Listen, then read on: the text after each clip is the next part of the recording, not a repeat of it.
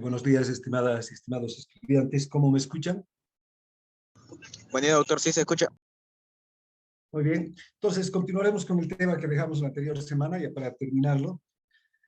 Y veamos también otra variable que tiene que ver con la medición del flujo sanguíneo, que es la conductancia de la sangre. La conductancia es la medición del flujo sanguíneo a través de un vaso para una diferencia de presión dada.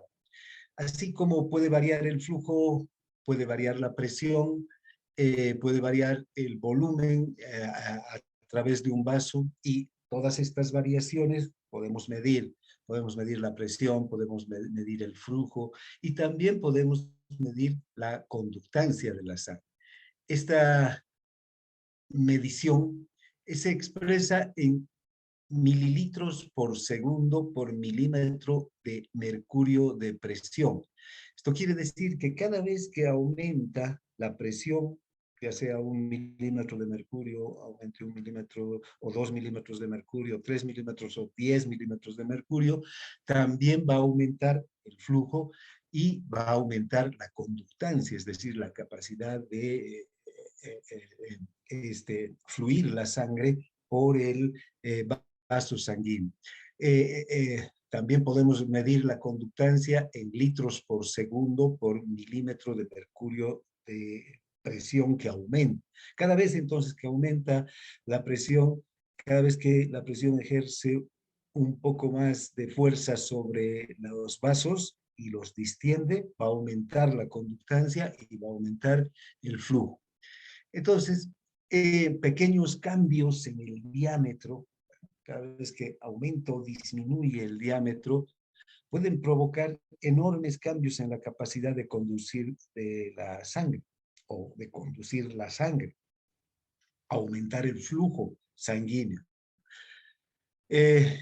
Esta conductancia del vaso aumenta en proporción a la cuarta potencia del diámetro. Esta ecuación se la calcula a partir de que cada vez que un vaso duplica su diámetro, no aumenta el doble el volumen. Uno puede pensar que si se duplica el diámetro de un vaso, ¿cuánto de volumen va a aumentar? Va a aumentar el doble, es lo lógico, pero no es así. Un vaso es un conducto cilíndrico, y en los conductos cilíndricos se da esta ley de Ponceville o la ley de la cuarta potencia, que cada vez que aumenta el diámetro de un vaso, va a aumentar a la cuarta potencia del diámetro, es decir, que va a aumentar hasta 16 veces su diámetro un vaso. No el diámetro, sino el volumen. Imagínense la cantidad de volumen que puede aumentar a través de un vaso cada vez que éste duplica su diámetro.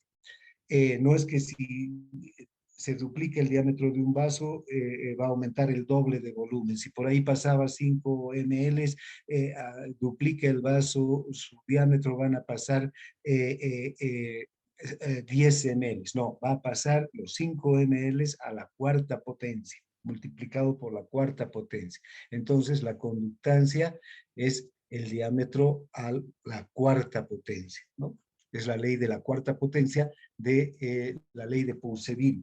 Por eso, fíjense que cuando aquí podemos observar en este ejemplo que en esta gráfica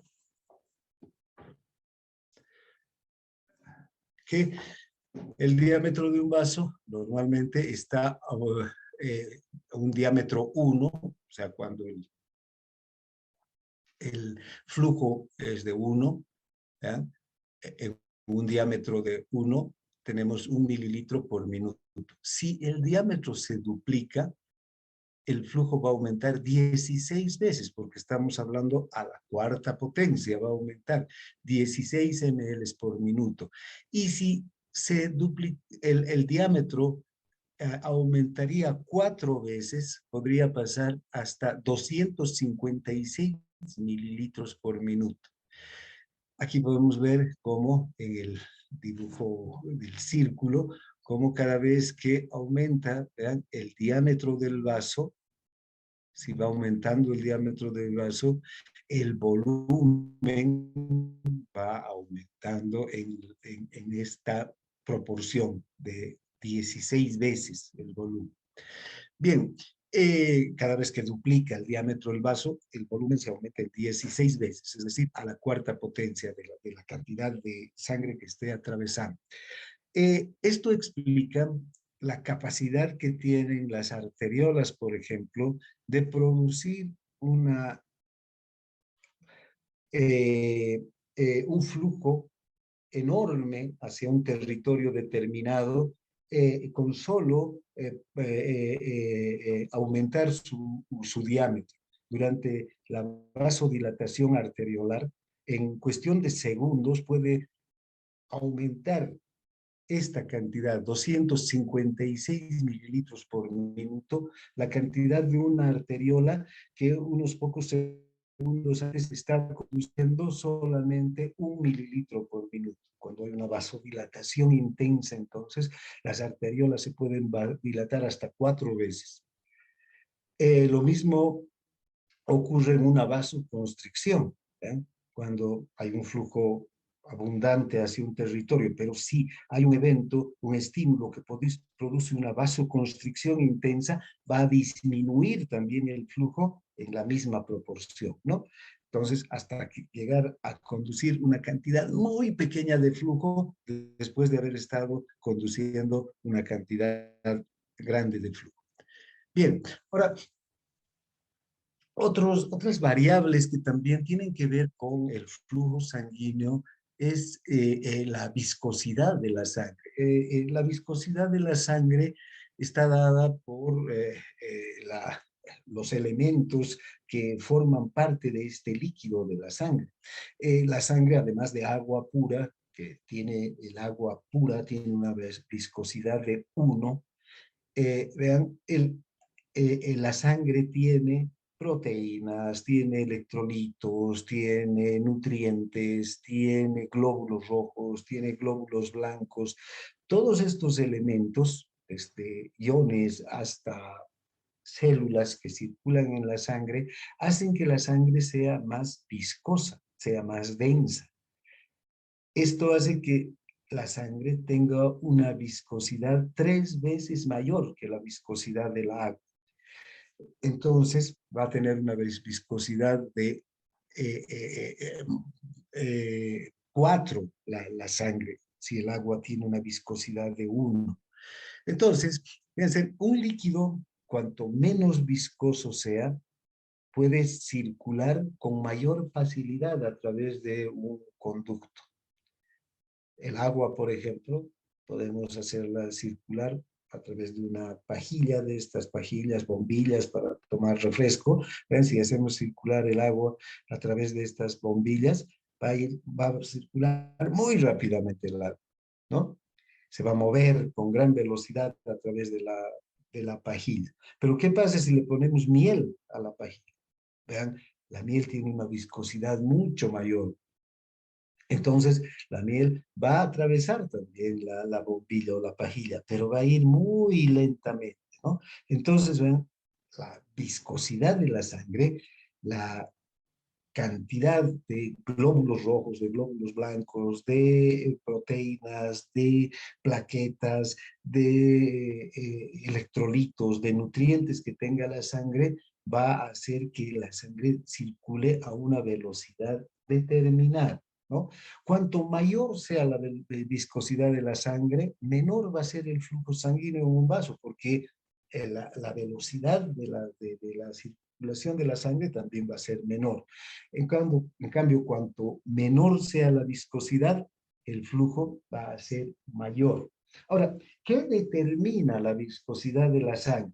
Todos estos elementos que les acabo de decir, pero los más importantes por su número, por la cantidad, son los glóbulos rojos.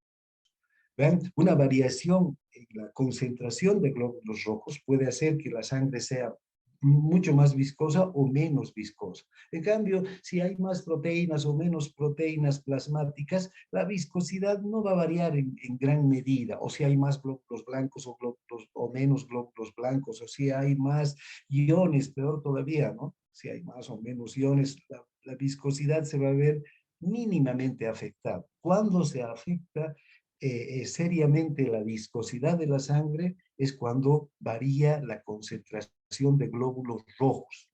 Y esto se mide a través de una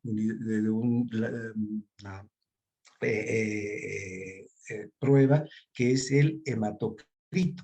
El hematocrito no es otra cosa que el porcentaje de glóbulos rojos que hay en la sangre, ¿no? Eh, en cualquier cantidad de sangre. Puede ser en 10 ml o en la sangre total, porque no estamos hablando de número, de cantidad de glóbulos rojos, sino de un valor relativo del porcentaje de glóbulos rojos. Si sacamos una muestra de sangre y la centrifugamos, ¿no? Esa muestra de sangre, vamos a ver que por el peso los glóbulos rojos tienden a concentrarse en la base de un vaso. Ponemos en un vaso de precipitados, hay los vasos para hematocrito, por ejemplo, microcapilares para poder hacer la prueba de microhematocrito. Colocamos una cantidad de sangre en un vaso como estos, de cristal, ¿no? Y luego lo centrifugamos, vamos a ver que la sangre se va a dividir, ¿no? En el fondo se van a precipitar los glóbulos rojos y arriba va a estar el plasma.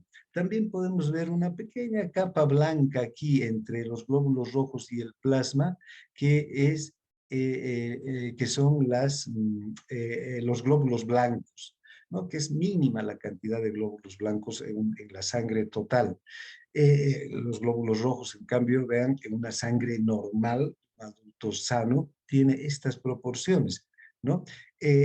Más el hombre, el 45%, alrededor del 45%, pero podríamos hablar del 42, del 38 al 45%, es normal que sea el total de todos los elementos que están en la sangre, del total de todos los elementos que están en la sangre, el 40% sean glóbulos rojos. En la mujer es un poco menos, 38%, va desde 32 hasta 40% este valor.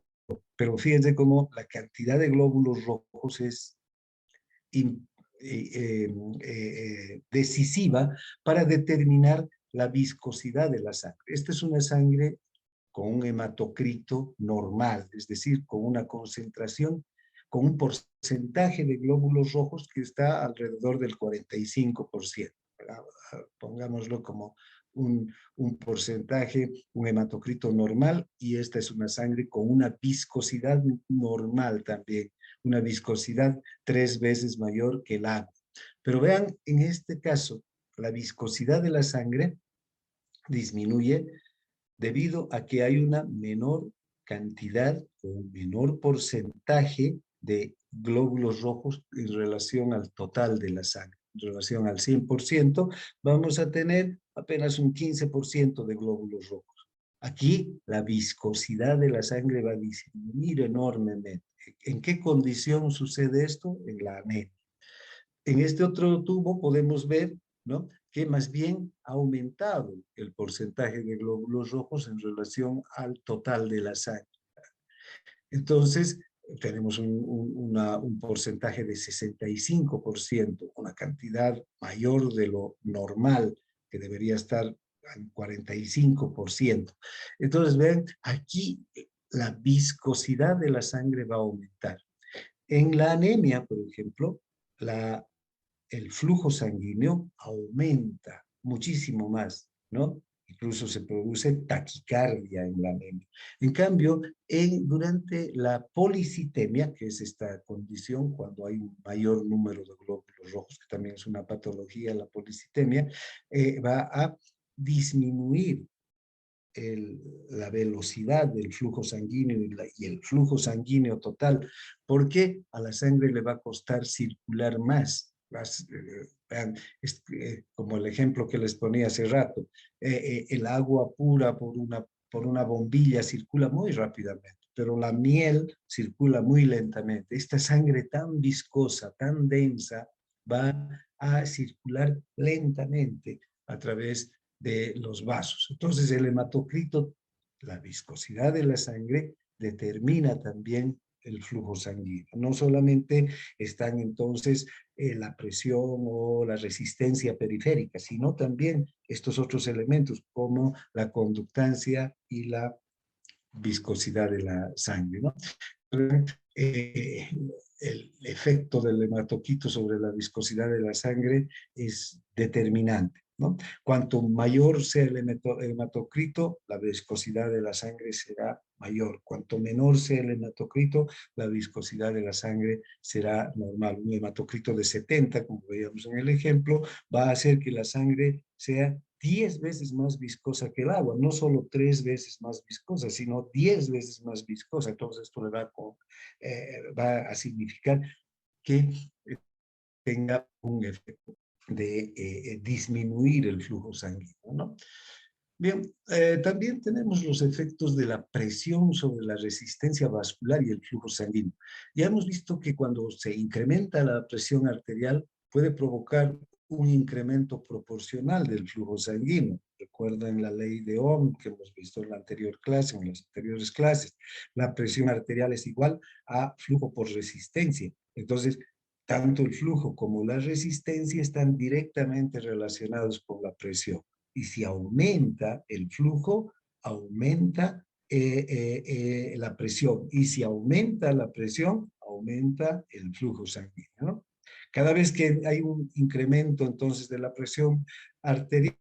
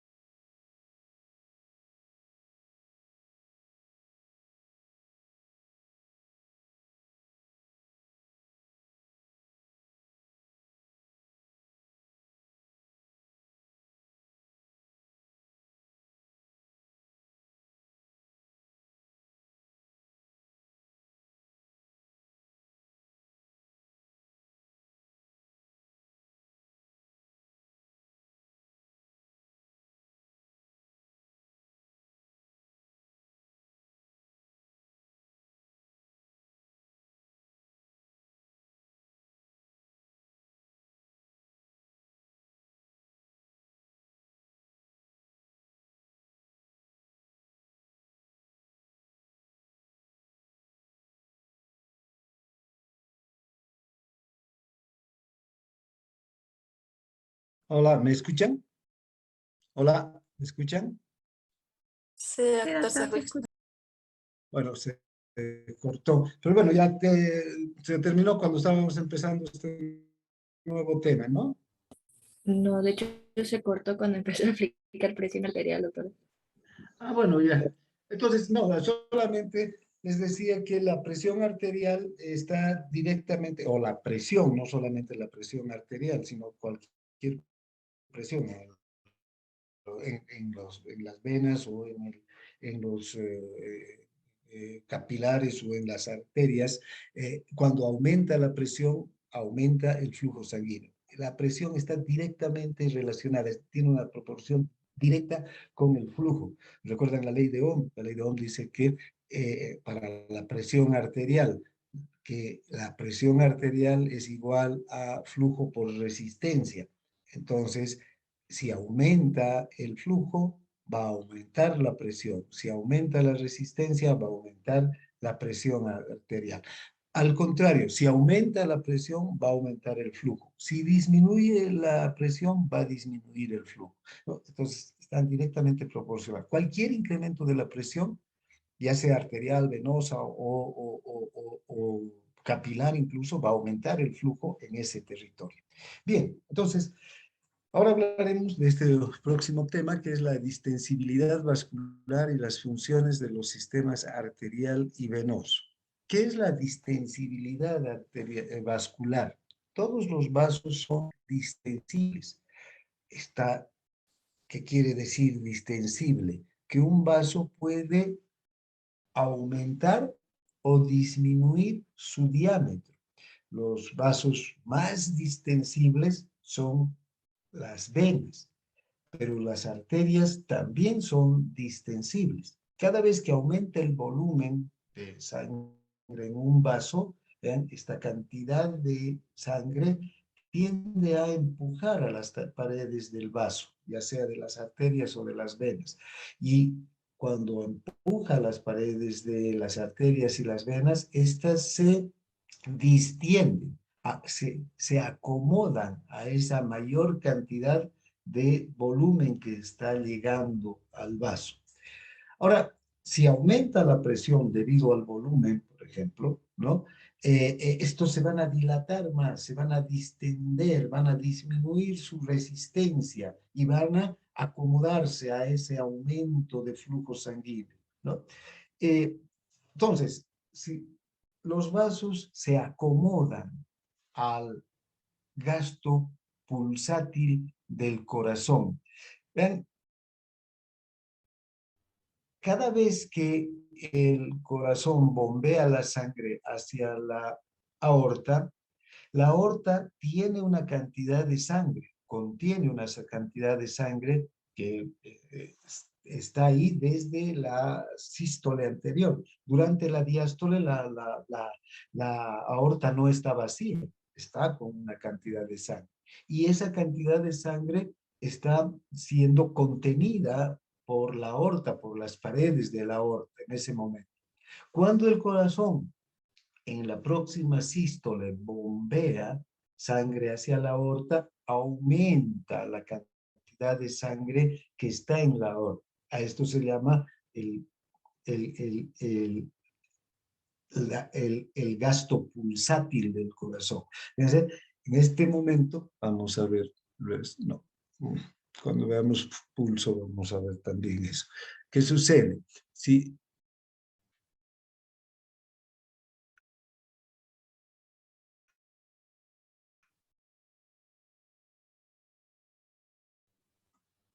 izquierdo, y esta es la aorta. Durante la diástole, aquí hay una cantidad de sangre, y esa cantidad de sangre está ejerciendo una presión sobre las paredes del corazón. Esa presión, ¿cuánto es? 80 milímetros de mercurio, como ya sabemos. Durante la sístole, así que empieza la sístole, durante el periodo de eyección, el corazón eyecta sangre hacia la aorta. ¿Y qué sucede? Esta sangre que está enviando el corazón, el ventrículo hacia la aorta, aumenta el volumen de la sangre que ya está en la aorta durante la sístole, ¿no? Que queda desde la diástole. Entonces, la aorta se tiene que acomodar al gasto pulsátil, se tiene que dilatar, se tiene que hacer más de un diámetro mayor, tiene que aumentar su diámetro para contener la sangre. Termina la sístole, vean, va a terminar la sístole, se va a cerrar la válvula aórtica y esta sangre que ha llegado a la aorta durante la sístole va a avanzar por la arteria aorta, va a avanzar hacia las arterias mayores, las venas, las menores, y la aorta va a volver a su diámetro que, digamos, original durante la diástole. En la próxima sístole va a recibir nuevamente una cantidad de sangre que va a hacer que se distienda su pared, que aumente su diámetro. Todo esto durante la sístole para contener, acomodarse al gasto pulsátil del corazón. Los 70 ml que bombea el corazón tienen que entrar a la aorta. Y ven, la aorta se distiende. Pero durante la diástole, nuevamente la aorta vuelve a su diámetro normal y a su presión normal, o a su presión durante la diástole, no digamos normal, sino a su presión durante la diástole. Vean, fíjense, este es un buen ejemplo de distensibilidad.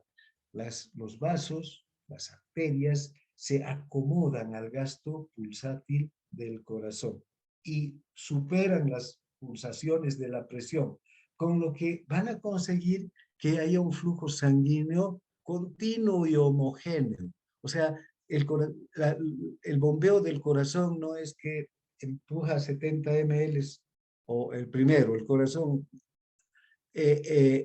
bombea 70 ml y esos 70 ml salen de una aorta vacía hacia la circulación que también está vacía esperando esos 70 ml, ¿no? Y que pasan los 70 ml durante la diástole por estas arterias vacías y luego se vuelven a vaciar y durante la sístole nuevamente se llenan para que pase una cantidad de sangre, ¿no? Siempre hay sangre en las arterias, siempre hay sangre, una cantidad, digamos, homogénea de sangre. Y cada vez que el corazón bombea los 70 ml nuevos en cada sístole, todas las arterias se van a ir acomodando al paso de esos 70 ml para que el flujo sanguíneo sea siempre homogéneo y siempre continuo, no sea por este, no sea intermitente, sino sea un flujo continuo por las arterias, siempre esté circulando casi la misma cantidad de sangre. Bien, ahora, en las arterias ocurre este fenómeno. Ahora, en las venas, también las venas son distensibles, pero las venas son mucho más distensibles que las arterias. Las venas tienen unas paredes menos fuertes que las de las arterias. Las arterias tienen una capa elástica, una capa muscular en su pared arterial que las vuelve muy resistentes. Entonces, fíjense, esa capa, esa pared arterial es distensible, pero se distiende poco. En cambio, las venas no tienen esta pared tan resistente, tienen más una capa muscular lisa, que no es un músculo liso muy fuerte y que se distiende con facilidad. De hecho, las venas pueden distenderse 4 veces más que las arterias y pueden almacenar entre medio a 1 litro de sangre extra. Por eso es que las venas cumplen esa función del reservorio, porque se pueden distender mucho y almacenar sangre. En cambio, en las arterias no ocurre eso. Las arterias más son vías de paso y la sangre en las arterias circula con mayor velocidad que en las venas, y hemos visto, porque también el diámetro de las arterias es menor. En la anterior clase hemos visto que el diámetro, la superficie transversal de un vaso es inversamente proporcional a la velocidad del flujo sanguíneo, ¿no? Entonces, a nivel de las venas hay mayor cantidad de sangre. ya son diámetros mayores, también son más distensibles las venas y la velocidad de la sangre es menor. Aunque va a llegar la misma cantidad de sangre a la aurícula derecha, la misma cantidad de sangre que sale por la aorta. ¿Esto debido a qué? A que llegan dos vasos, dos venas, la vena cava superior y la vena cava inferior. Y las dos venas cavas, cada una de las venas cavas es mucho más, tiene un diámetro, tiene una superficie transversal mayor que la aorta. La aorta tiene una superficie transversal de 2.5 centímetros. En cambio, cada vena cava tiene una superficie transversal de 4 centímetros. Sumadas las dos venas cavas tienen 8 centímetros. Entonces hay un flujo mayor. Aunque viene más lentamente el flujo, ¿ven? Viene, hay mayor cantidad por el diámetro de las venas, ¿no? Bien. Entonces, es, las venas son vasos mucho más distensibles que las arterias. Ahora, ¿cómo se mide la distensibilidad vascular? Se expresa como el incremento fraccionado del volumen por cada milímetro de presión, milímetro de mercurio de presión aumentada. Fíjense, distensibilidad vascular es igual al aumento del volumen, la cantidad de volumen que aumenta, dividida entre el aumento de la presión por el volumen original. Entonces, para calcular la distensibilidad vascular, tenemos que tener tres datos. Uno, ¿cuánto está aumentando el volumen a nivel del vaso? ¿Cuánto de presión ha aumentado también sobre la pared del vaso? ¿Y cuánto era el volumen original? De esa forma vamos a poder tener la distensibilidad vascular. Si en 1 milímetro de mercurio, el aumento de 1 milímetro de mercurio de presión provoca el aumento de 1 mililitro en un vaso, recuerden, si aumenta la presión, aumenta el flujo. Por eso, si aumenta esta presión en 1 milímetro de mercurio, va a aumentar 1 mililitro el flujo en el vaso. En un vaso que originalmente contenía 10 mililitros de sangre. O sea, este es el aumento en el vaso que ya tenía 10 mililitros de sangre. Entonces, la distensibilidad, tomando en cuenta estos valores, va a ser de 0,1 por milímetro de mercurio. O sea, el 10, si esto lo multiplicamos y lo volvemos un porcentaje por 10, por 100, será del 100%, del 10% por milímetro de mercurio. Entonces, la distensibilidad en los vasos realmente es de 10% por cada milímetro de mercurio que aumenta la presión. Entonces, si aumenta la presión en 10, si la presión en este mismo vaso hubiera aumentado 2 milímetros de mercurio, ¿ya? Entonces habría aumentado también el flujo 2 mililitros y en estos 10 mililitros de sangre original aumentaría el 20%, ¿no? Por milímetro de seguiría aumentando el 10% por milímetro de mercurio de presión, porque estamos aquí tomando en cuenta la presión que aumenta, porque la visibilidad, volviendo a la fórmula, se expresa como el incremento fraccionado de volumen por cada milímetro de mercurio de presión que aumenta. Bien, esa es la distensibilidad. Ahora, las arterias son 8 veces menos distensibles que las venas. Un incremento, entonces, vean, de la presión provoca un incremento de sangre 8 veces mayor en una vena que en una arteria. Porque las venas son más distensibles, tienen una capacidad de, esto es de acuerdo a la estructura de la pared de la vena, de distenderse con facilidad. Entonces, si aumenta la presión en la vena, ¿ven? Va a aumentar fácilmente el volumen también en la vena. Bien, ahora, la capacitancia vascular, o también compliancia se llama, se refiere a la cantidad total de sangre que puede almacenarse en una porción dada de la circulación por cada milímetro de mercurio que aumenta la presión. Parece a la distensibilidad, ¿verdad? También es el incremento fraccionado del volumen por cada milímetro de mercurio de presión. Pero cuando hablamos de la distensibilidad, estamos hablando del vaso en sí, de un vaso independiente. Cuando estamos hablando de capacitancia o compliancia, estamos hablando de que cuando aumenta la presión, y fíjense, va a aumentar la cantidad de sangre en un lecho vascular, en un territorio vascular. Ya no solamente va a aumentar el flujo en un vaso, sino en todo un territorio, un tejido, ¿no?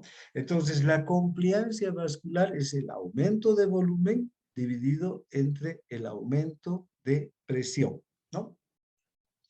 Ahora, los vasos más distensibles que tienen un volumen pequeño pueden tener una compliancia mayor que un vaso que tenga un volumen grande, pero que sea menos distensible, ¿no? Porque, vean, un vaso pequeño, pero muy distensible, es capaz de contener una gran cantidad de sangre en cualquier momento, siempre y cuando le llegue el volumen de sangre. Si aumenta el volumen de sangre, ese vaso se va a distender con facilidad y el territorio que irriga va a recibir mayor cantidad de sangre. En cambio, un vaso grande, que es poco distensible, va a tener menos, va a ser menos capacitante. ¿Por qué? Va a tener menos compliancia. ¿Por qué? Porque si le llega un volumen muy grande, ese vaso, como no se distiende con facilidad, entonces no puede contener todo ese volumen que está llegando. Entonces, la compliancia también podemos calcularla a partir de esta fórmula. Distensibilidad por volumen. Cuanto mayor, más distensible es un vaso, ¿no? Mayor va a ser la compliancia. Cuanto mayor sea el volumen, también va a ser mayor la compliancia. Ahora, ya hablando de compliancia o capacitancia, vean, una vena sistémica es 24 veces mayor que su arteria correspondiente, porque por una parte, la arteria es 8 veces menos distensible que una vena. O si lo vemos desde la perspectiva de la vena es 8 veces más distensible que una arteria. O sea, tiene mayor capacidad de distenderse por la naturaleza de sus paredes. Pero además, las arterias tienen en general, como hemos visto ya, 4 veces menos volumen que las venas. De hecho, podemos ver el diámetro de la aorta y el diámetro de las dos venas cavas, como acabamos de hablar hace un momento. Esos dos diámetros de las venas cavas hacen que la cantidad de sangre que haya en las dos venas cavas sea mayor que la que hay en la aorta. ¿Y cuánto mayor? 3 veces más. Entonces, si multiplicamos distensibilidad, que es 8 veces mayor en las venas que en las arterias, y el volumen, que es 3 veces a 4 veces incluso mayor el volumen en las venas que en las arterias, vamos a tener que 8 por 3 va a ser igual a 24. Entonces, la compliancia de una vena sistémica va a ser 24 veces mayor que la de su arteria correspondiente. Bien. Bien, veamos estas curvas de volumen presión de las circulaciones arterial y venosa. Y aquí vamos a ver cómo una arteria se distiende y es capaz de contener menos cantidad de sangre por cada, digamos, estímulo que hay en relación a las venas. Aquí tenemos la arteria y aquí la vena. Fíjense, si en la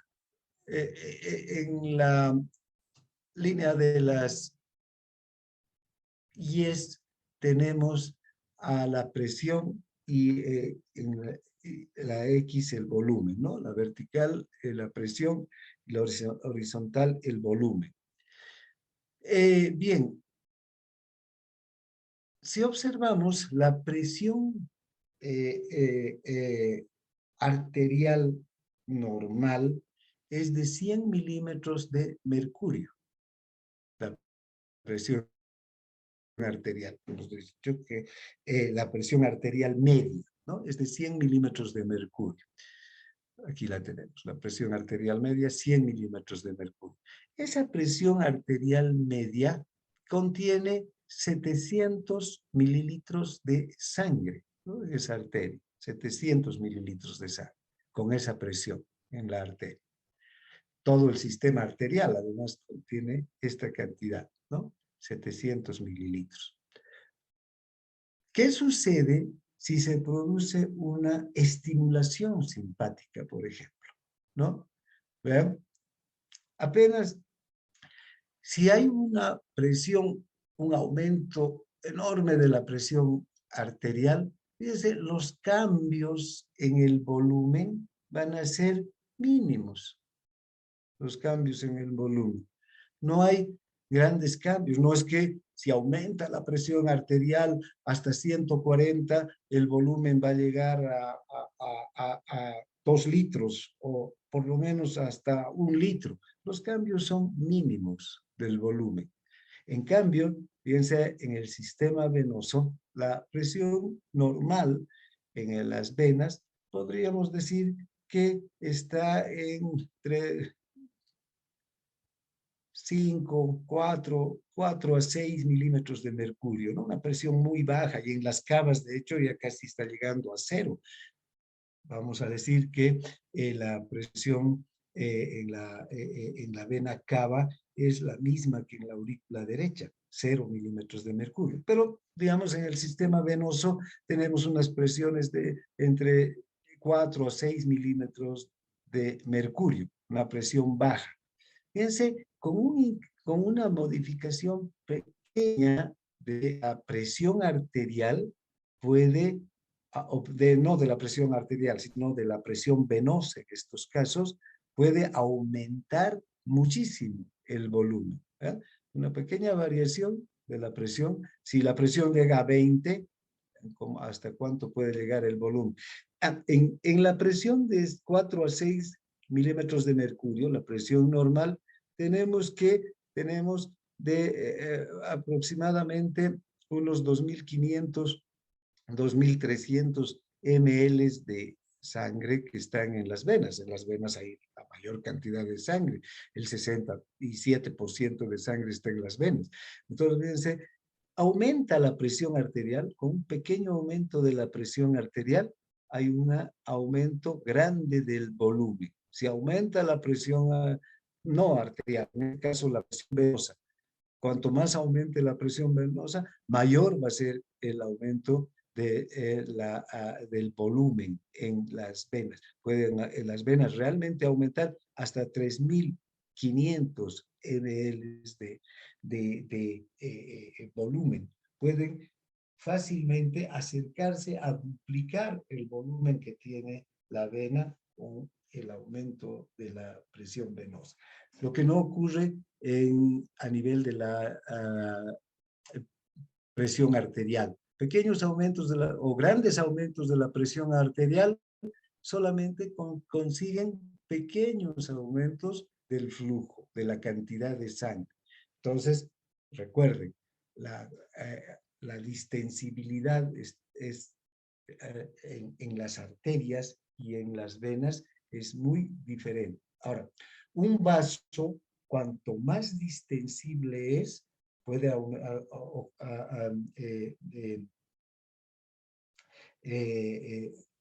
contener mayor cantidad de volumen de sangre. Un vaso, cuanto menos distensible es, va a contener menor cantidad de volumen, de incremento de volumen de sangre.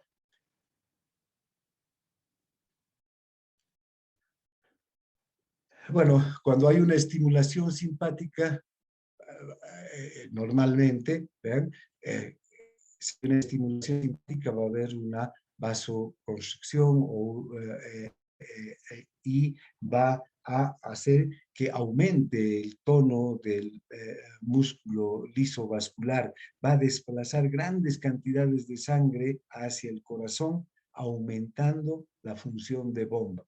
Esto ocurre a nivel de las venas. Si hay una estimulación simpática, fíjense, va a haber un aumento de la presión venosa. Al aumentar la presión venosa, va a haber una disminución del diámetro de la vena. Y esto va a ayudar a que la sangre circule en mayor cantidad hacia el corazón, ¿no? Cada vez que hay una estimulación simpática, hay un aumento del retorno venoso, aumenta la función de bomba cardíaca. En cambio, cuando hay una inhibición simpática, disminuye el tono del músculo liso vascular y este músculo liso, en vez de contraerse, ¿qué va a ocurrir? Se va a distender y entonces la sangre se va a estancar, va a volver menos cantidad de sangre hacia el corazón.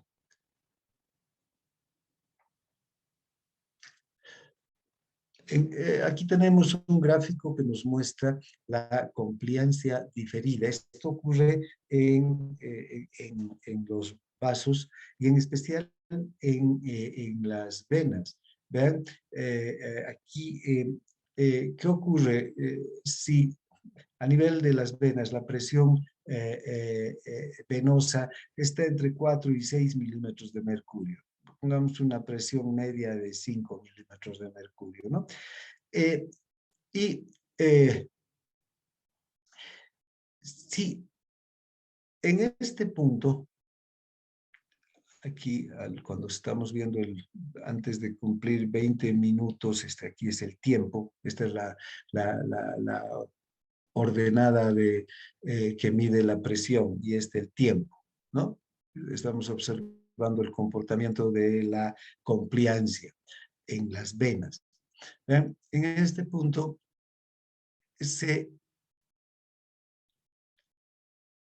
incrementa el volumen, por decir, inyectamos una cantidad de sangre a las venas de 1 litro, rápidamente, ¿no?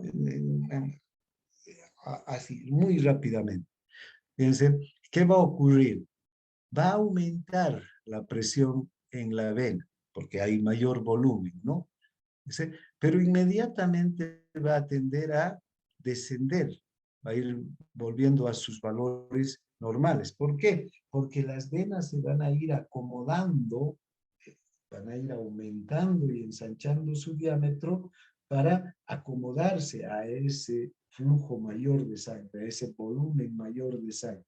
Entonces, en 40 minutos, o sea, en el punto del 40 minutos, después de unos 20 a 30 minutos, la presión venosa va a tender ya a volver a los 6 milímetros de mercurio, ¿no? Va disminuyendo la presión. Ahora, ¿qué ocurre si se extrae la sangre a una persona?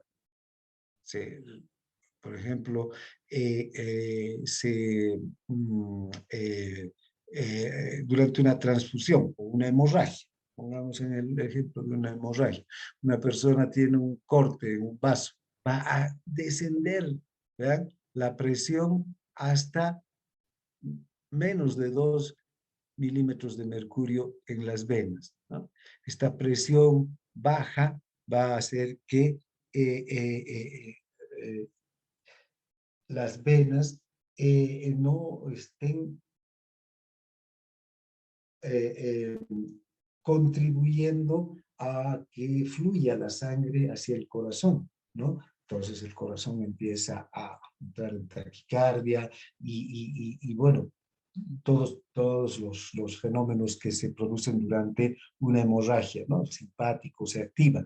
¿Y qué ocurre? Pero con el propio músculo liso de las venas. Fíjense, inmediatamente ha disminuido la presión en el músculo liso y debido a su capacidad de compliancia también, va poco a poco volviendo a su presión normal, va aumentando la presión a nivel de las venas, de tal suerte que 40 minutos después de que ocurrió la hemorragia, nuevamente las venas alcanzan a su presión o se acercan a su presión normal. Esto es, entonces nos muestra que las venas son capaces de soportar cambios muy grandes en el volumen de sangre, ¿no? Y sin tener mayores problemas con la presión venosa. Si aumentamos el volumen, va a aumentar la presión, pero inmediatamente va a empezar a disminuir la presión. Las venas van acomodándose a esa cantidad de volumen, se van distendiendo sus paredes para a aceptar ese volumen mayor de sangre y va bajando la presión venosa. Lo mismo ocurre si perdemos sangre por una hemorragia o por una transfusión muy rápida, va a caer la presión venosa, pero inmediatamente las venas van a empezarse a acomodar también a ese volumen disminuido de sangre para volver a las presiones iniciales. Bien, ahora veamos las pulsaciones de la arteria aorta. Y hemos visto cómo la presión en la arteria aorta cambia durante la sístole y durante la diástole. Durante la sístole llega hasta 120 milímetros de mercurio y durante la diástole se mantiene en 80 milímetros de mercurio. Entonces, en cada sístole tenemos una presión pico de 120 milímetros, que es la misma presión que genera el ventrículo y que se transmite hacia la arteria aorta. Luego, esta presión sube en el instante en que se abre la válvula aórtica, ¿no? Y viene el periodo de eyección, ¿vean? Junto con presión, aumenta el volumen también en la arteria porque se está inyectando 70 ml de sangre adicionales a la sangre que ya está en la aorta durante la diástole, ¿no? Y luego, después de que se termina el periodo de eyección rápida, empieza a disminuir la presión en la aorta hasta llegar al momento en el que se cierra la válvula aórtica y se queda con una presión de 80 milímetros de mercurio. El momento del cierre de la válvula se dibuja esta escotadura que se llama la escotadura o incisura aórtica, ¿no? Que es característica de la curva de la presión de la arteria aórtica. Esta es la curva de presión de la arteria aórtica. Bien, ahora, si observamos entre la presión durante la sístole y la diástole, hay una diferencia de 40 milímetros de mercurio. 120, ¿no? Menos 80, 40 milímetros de mercurio. A estos 40 milímetros de mercurio se los conoce como la presión del pulso. Y esta presión del pulso es muy importante. Cuando veamos y analicemos el pulso, vamos a ver que, y cuando veamos también y analicemos el comportamiento de las válvulas, en especial de la válvula aórtica y de la pulmonar, vamos a ver cómo la presión del pulso puede variar enormemente, ¿no? De estos 40 milímetros de mercurio, o alrededor de 40 milímetros de mercurio, puede llegar hasta 60, y bajar hasta 30 milímetros de mercurio, las diferencias, ¿no? Entre un individuo y otro. Pero cuando la diferencia es muy alta, ¿no? Entonces nos está mostrando alteraciones en la función del corazón y alteraciones en la función de bomba del corazón. La presión normal, la presión del pulso, ¿qué es la diferencia entre la presión sistólica y la diastólica? Es de 40 milímetros de mercurio. Ahora, ¿qué factores pueden afectar a esta presión del pulso? Les decía hace un momento, el volumen sistémico, la compliancia del árbol arterial, las características de la eyección. Entonces, y estos factores van a ser diferentes también en cada individuo, ¿no? De acuerdo a su contextura física, a la actividad física que realiza, etc. Y pueden haber variaciones en la presión del pulso, y que son variaciones fisiológicas, ¿no? Ahora, cuanto mayor sea el volumen sistólico, este va a acomodarse, ¿no? Y a la capacidad del árbol arterial en cada latido. Entonces, fíjense, el volumen sistólico es de 70 ml, normalmente. Cada vez que el corazón eyecta 70 ml al árbol arterial, este árbol arterial se acomoda a, a esos nuevos 70 ml que le están llegando y están aumentando la sangre que estaba durante la diástole.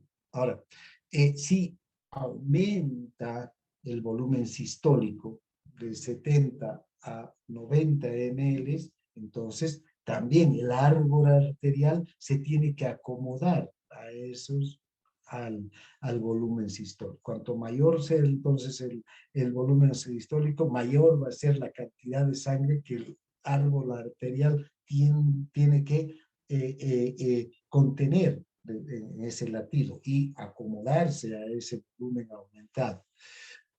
Ahora,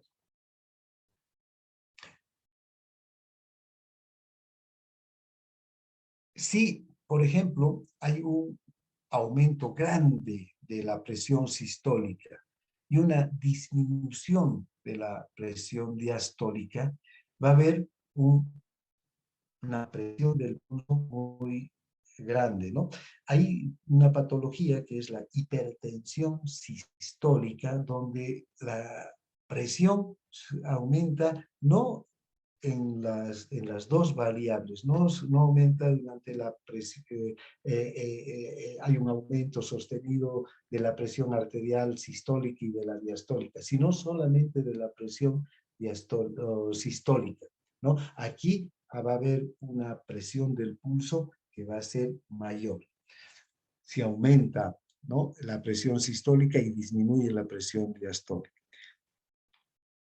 Ahora, esta presión del pulso, la que estamos viendo, que es necesario que haya, porque cada vez que llega mayor cantidad de sangre al árbol arterial, y no, cada vez que digo es después de cada latido, llega mayor cantidad de sangre al árbol arterial, y el árbol arterial se tiene que acomodar, se tiene que distender para recibir esa mayor cantidad de sangre, ¿no?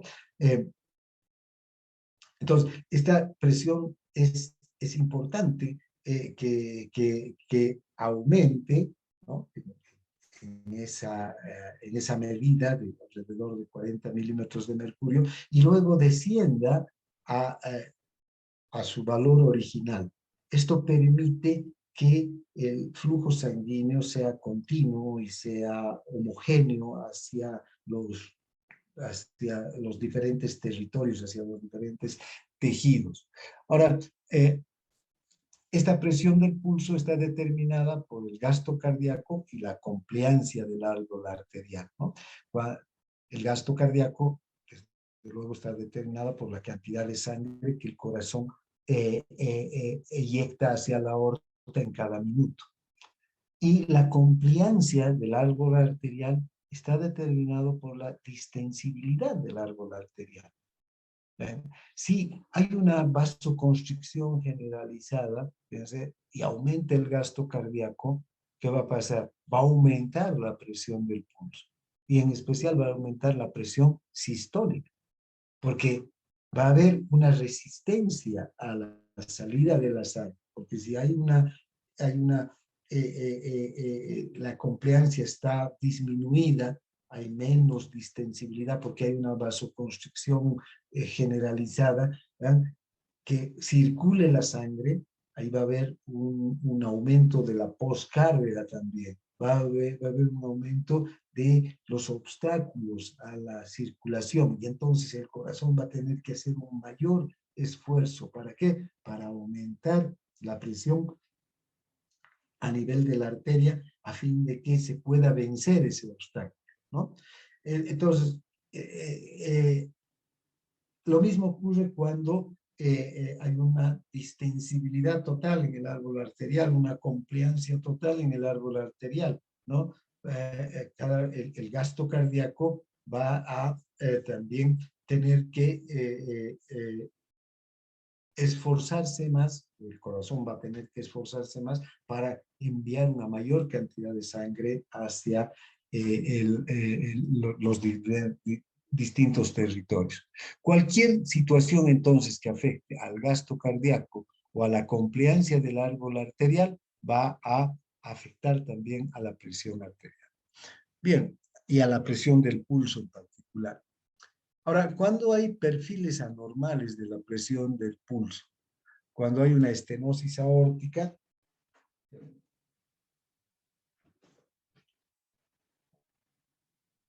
cuando hay un conducto arterioso permeable, cuando hay una insuficiencia aórtica. ¿Qué ocurre cuando hay una estenosis aórtica? Si esta es la válvula aórtica y esta es la arteria aórtica, el diámetro de la válvula está determinado por la estructura de la válvula. Este es un anillo fibroso muy resistente, ¿no? Pero que tiene una ligera distensibilidad. Esta distensibilidad también a la propia válvula le permite acomodarse a los cambios del volumen.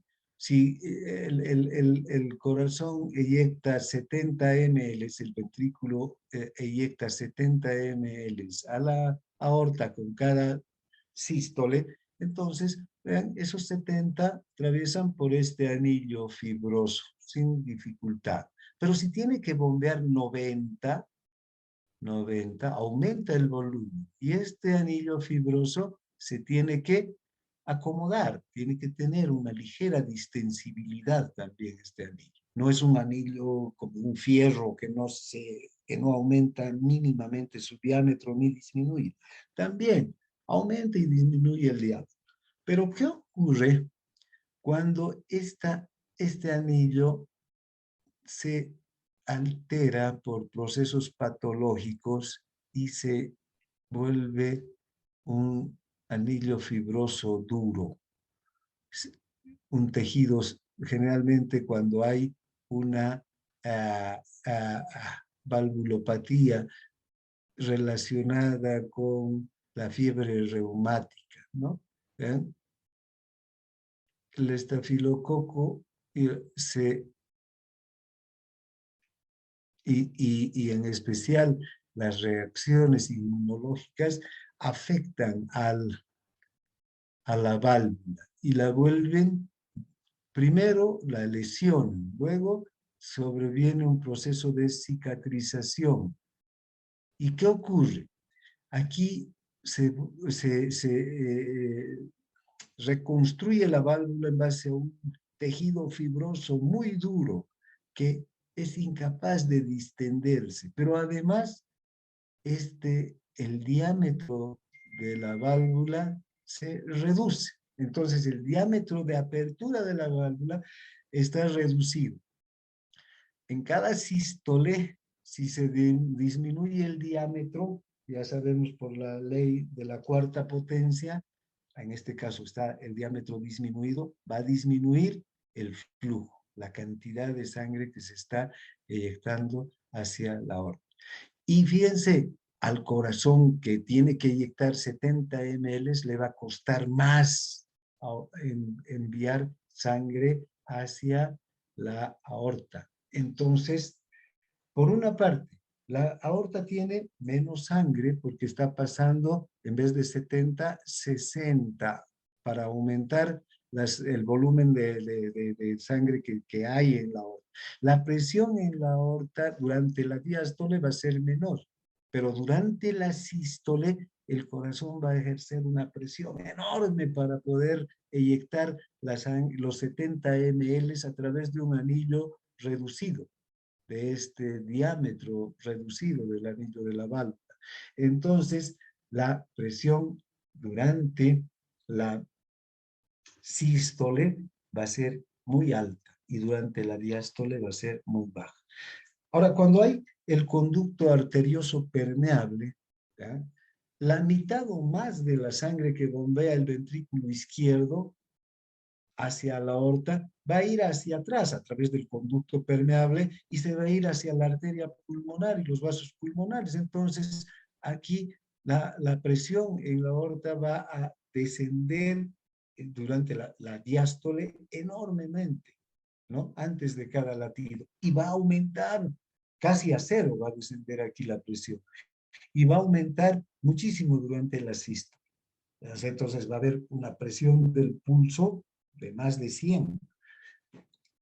O ocurre una insuficiencia aórtica. Aquí va a ocurrir también un problema que se va a dar a nivel de la válvula, ¿no? Esperen un segundito, por favor.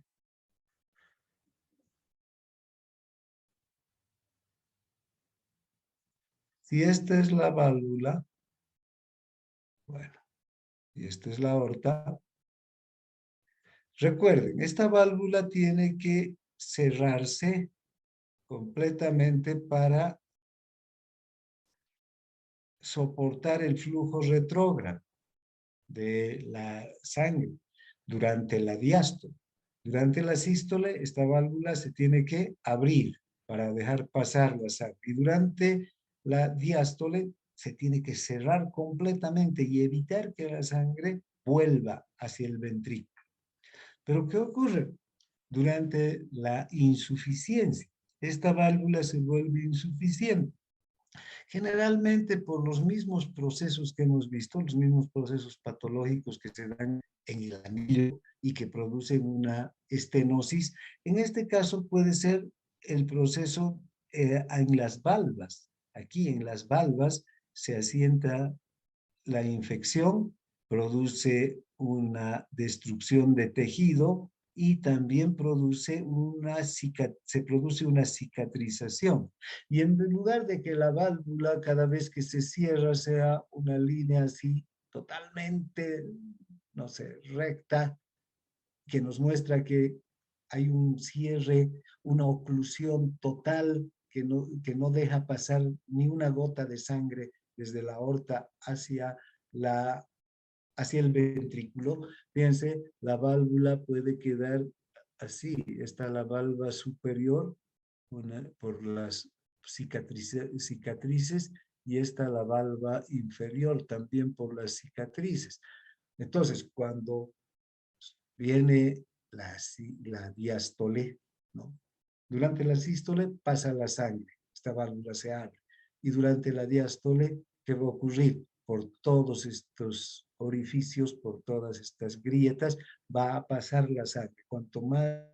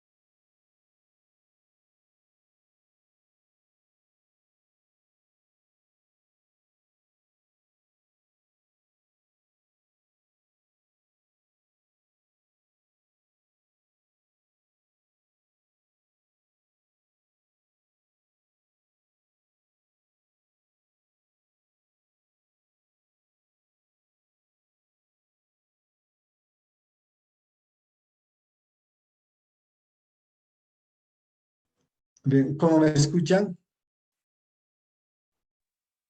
¿Sí se escucha, doctor? Ya, ¿dónde nos quedamos aquí, no? En insuficiencia. Sí. Estábamos hablando de la insuficiencia. Bien, entonces, vean, entonces si la válvula es insuficiente, no, no permite que el flujo retrógrado de la sangre desde la aorta hacia el ventrículo se detenga, ¿no? Y que pase la sangre hacia el ventrículo, ¿ven? Entonces, la presión durante la diástole va a caer a cero. Y cuanto mayor sea el grado de insuficiencia, mayor va a ser este problema. Entonces, y durante la sístole, ¿qué le va a pasar al corazón? El corazón va a recibir, ¿ven? Sangre que está viniendo desde la aorta y va a recibir también sangre que está viniendo desde la aurícula, porque durante la diástole el corazón se llena con la sangre que viene de la aurícula, ¿no? O sea, el ventrículo se llena con la sangre que viene desde la aurícula. Y en una insuficiencia también va a pasar sangre desde la aorta. Entonces va a aumentar muchísimo el volumen de sangre en el ventrículo. Y entonces el ventrículo va a intentar eyectar toda esa cantidad de sangre hacia la aorta. ¿Y qué va a ocurrir? Va a ser un esfuerzo mayor todavía y la presión en el ventrículo va a subir hasta 160, hasta 150 y esa presión se va a transmitir a la aorta. Entonces, vean, en estas insuficiencias graves, la presión del pulso puede variar desde 160 milímetros de mercurio, la presión sistólica, hasta cero, la presión diastólica. Entonces, ¿cuánto será la presión del pulso? 160 milímetros de mercurio. En vez de que sea 40, que es lo normal, va a ser 100. Por eso este dato de la presión del pulso es muy importante para entender y ver el comportamiento de la presión, ¿no?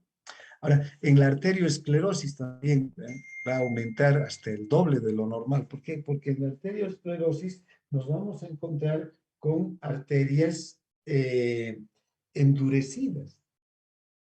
Porque, ¿qué es la arteriosclerosis? Este es el depósito de colesterol en la íntima de las arterias. Este colesterol se deposita y luego se seca y hace que la arteria se vuelva menos distensible de lo que ya normalmente es. La distensibilidad en las arterias disminuye enormemente en una arteriosclerosis. Entonces, vamos a tener que la presión del pulso va a ser mayor. ¿Por qué? Porque al ventrículo le va a costar bombear sangre.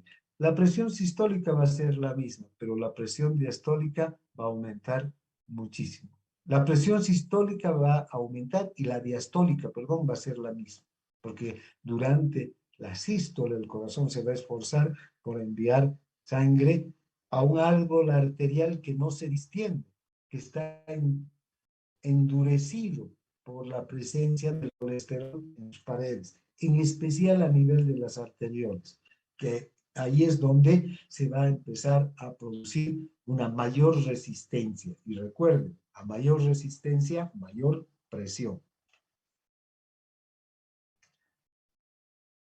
Ahora, estos pulsos de presión se transmiten por todo el árbol arterial.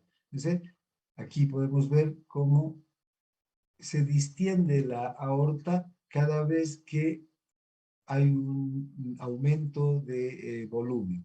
Durante la diástole tenemos esta aorta de este diámetro, pero durante la sístole, vean cómo aumenta el diámetro de la aorta, ¿no? Gracias a su distensibilidad.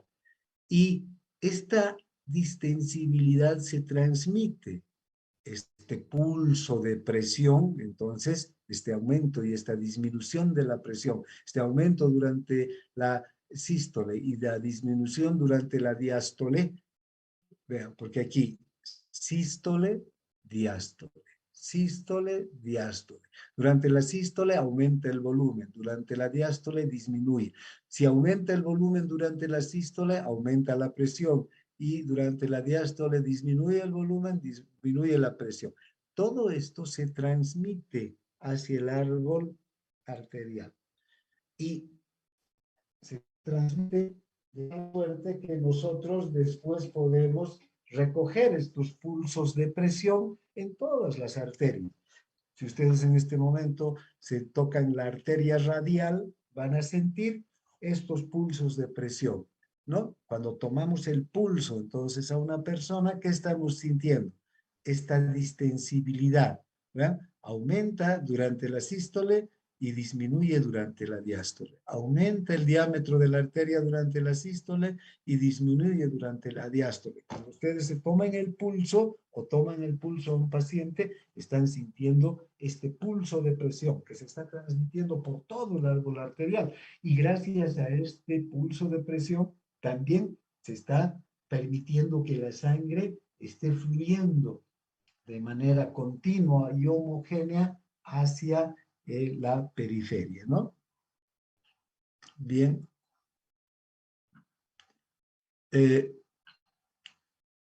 Este pulso de presión se transmite, primero se distiende esta parte de la arteria. Todo esto, después, conforme va avanzando la sangre, ¿no? Va distendiéndose las partes más lejanas, ¿no? Hasta la periferia. Bien, ahora, la transmisión del pulso de presión también tiene una velocidad. En la arteria aorta normal es de 3 a 5 metros por segundo, en las arterias grandes de 7 a 10 metros por segundo y en las pequeñas arterias de 15 a 35 metros por segundo. La velocidad de transmisión del pulso de presión.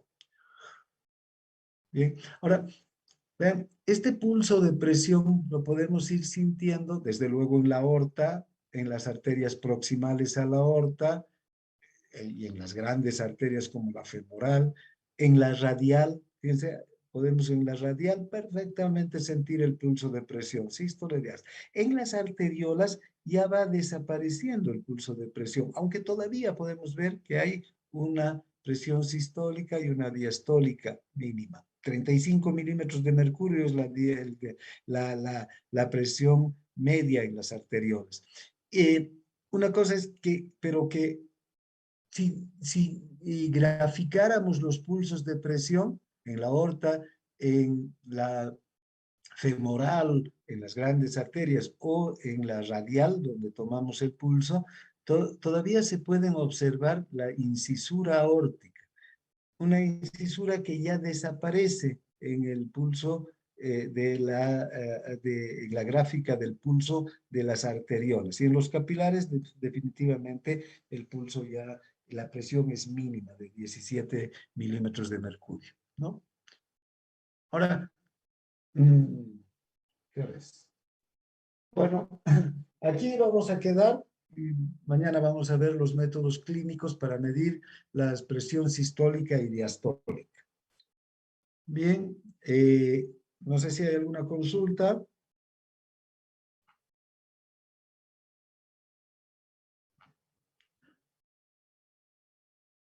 Bueno, si no hay nada, nos vemos mañana a la misma hora. Gracias por su participación y que tengan un buen día. Gracias, doctor. Gracias, doctor. A usted. Hasta mañana.